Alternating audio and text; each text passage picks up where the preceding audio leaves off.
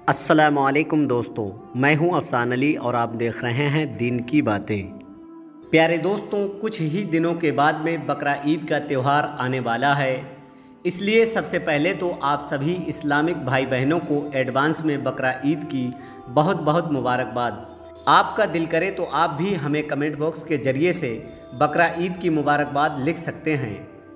आज के इस वीडियो में हम आपको बताने वाले हैं कि बकरा ईद के मौके पर किस इंसान को कुर्बानी करना ज़रूरी है और किस इंसान को नहीं। यानी कि ऐसे कौन से लोग हैं जिन पर कुर्बानी करना वाजिब है और ऐसे कौन से लोग हैं जिनको कुर्बानी करना माफ़ है। इसलिए आज का ये वीडियो आप सभी के लिए बहुत ही ज़्यादा ख़ास है। आप इसको आखिर तक ज़रूर देखें और मेहरबानी करके इसे शेयर भी कर दें ताकि बकरा ईद से पहले ये वीडियो और भी लोगों के पास में पहुंच जाए। तो चलिए दोस्तों शुरू करते हैं। दोस्तों याद रखें, बकरा ईद पर अल्लाह ताला की रज़ा के लिए कुर्बानी करना बहुत बड़ा सवाब का काम है और जो शख्स बकरा ईद के मौके पर अल्लाह की राह में कुर्बानी देता है वो बड़ा खुशनसीब होता है। मगर इसके साथ ही इस बात को भी याद रखें, जिन लोगों पर कुर्बानी करना वाजिब होती है और फिर भी अगर वो लोग बकरा ईद के मौके पर कुर्बानी नहीं करते हैं तो ऐसे लोग बहुत गुनाहगार होते हैं। कुछ लोगों का तो ये मानना है कि कुर्बानी सिर्फ़ ऐसे लोगों पर ही वाजिब होती है जो अच्छे खासे पैसे वाले होते हैं, जिनके पास में गाड़ी और बंगला होता है, जिनके पास में बहुत सारी प्रॉपर्टी होती है। यानी कि जो लोग लखपति और करोड़पति होते हैं ऐसे लोगों पर कुर्बानी वाजिब होती है। और यही नहीं, कुछ लोग तो ऐसा भी समझते हैं कि कुर्बानी सिर्फ़ उन लोगों पर ही वाजिब होती है जिन्होंने हज किया है, यानी कि जो हाजी है उन पर ही कुर्बानी वाजिब है। याद रखें, ये सब बातें गलत और मनगढ़ंत हैं। इस्लाम से इन बातों का कोई लेना देना नहीं है। याद रखें, कुर्बानी हर उस शख्स पर वाजिब है जो साहिब निसाब है। ऐसे शख्स पर हर साल कुर्बानी करना वाजिब है। उसे हर साल अपने नाम से बकरा ईद के मौके पर कुर्बानी करना ज़रूरी होता है। अगर वो नहीं करता है तो फिर वो गुनाहगार होगा। यहाँ पर कुछ लोग एक और गलती करते हैं।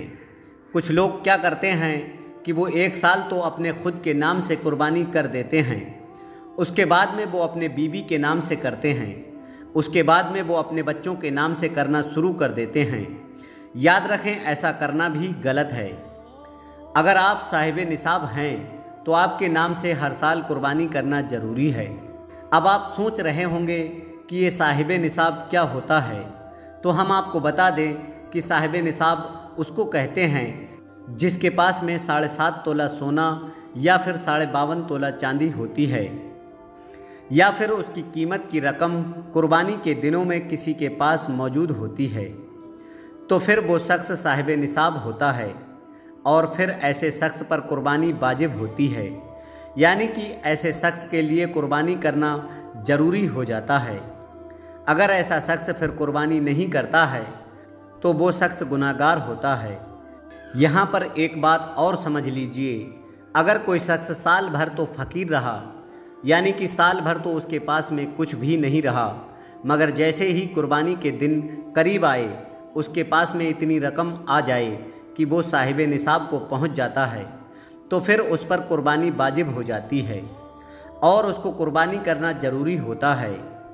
इसके अलावा अगर किसी के पास में एक बहुत बड़ा मकान है और वो उसके खुद रहने के लिए है, चाहे वो करोड़ों रुपए की कीमत की क्यों ना हो, मगर उसके पास में उस मकान के अलावा कुछ भी ना हो, यानी कि उसके पास में इतने पैसे नहीं हैं कि वो साहिब निसाब को पहुंच जाता है, चाहे वो उसका मकान कितने ही रुपए का क्यों ना हो, उस पर कुर्बानी करना वाजिब नहीं होगी।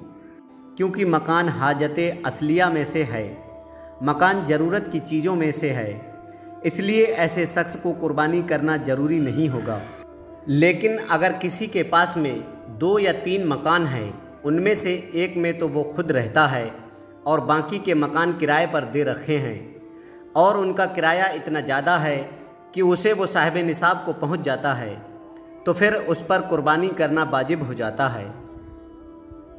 याद रखें, जितनी भी ज़रूरत की चीज़ें होती है वो सब हाजतें असलिया में दाखिल होती हैं। लेकिन उसके अलावा अगर कोई साहिब निसाब को पहुंचता है तो फिर उस पर कुर्बानी करना वाजिब हो जाता है।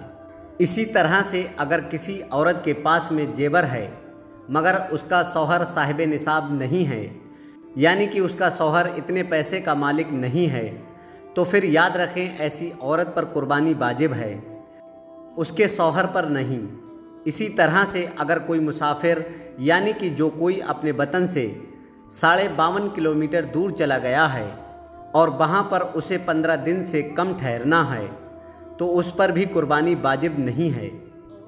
लेकिन उसे अगर 15 दिन से ज़्यादा वहाँ पर ठहरना है तो फिर उस पर कुर्बानी वाजिब हो जाती है। तो उसको चाहिए कि वो वहीं पर जहाँ पर रुका हुआ है वहाँ पर कुर्बानी कर दे, या फिर अपने घर वालों से बोल दे कि वो उसके नाम से कुर्बानी करवा दें। दोस्तों, बहार शरीयत में है कि कुर्बानी का वक्त 10 जिलहिज्जा की सुबह सादिक से लेकर 12 से ले जाकर गुरूब आफताब तक यानी कि सूरज ढलने तक का है। इसलिए हर शख्स को चाहिए कि वो इस दौरान में कुर्बानी करे। मगर यहाँ पर एक बात का और ख़याल रखें कि कुर्बानी रात के वक्त में करना सही नहीं है। रात को कुर्बानी करने से कुर्बानी मकरूह हो जाती है। एक और हदीस में है कि अगर कोई शख्स साहिब निसाब नहीं है यानी कि उस पर कुर्बानी वाजिब नहीं है और ऐसे लोग अगर 10 जिलहिज्जा के दिनों में अपने नाखून और बाल नहीं कटवाते तो उनको भी कुर्बानी का सवाब मिलता है। प्यारे दोस्तों, आज की वीडियो में इतना ही। उम्मीद है आप लोगों को ये वीडियो पसंद आया होगा। वीडियो पसंद आने की सूरत में सवाब की नीयत से आप इस वीडियो को ज़्यादा से ज़्यादा शेयर करें, क्योंकि अच्छी बातें सुनकर आगे पहुंचाना सदका जारिया है और इसका अजर अल्लाह तबारक व तआला देगा। अगर आपके शेयर करने से किसी एक ने भी इन पर अमल कर लिया तो इसका सवाब आपको क़यामत तक मिलता रहेगा और मेरा ये वीडियो बनाने का मकसद भी कामयाब हो जाएगा। मिलते हैं कल एक और नए वीडियो के साथ। तब तक के लिए दुआओं की गुजारिश। अल्लाह हाफिज़।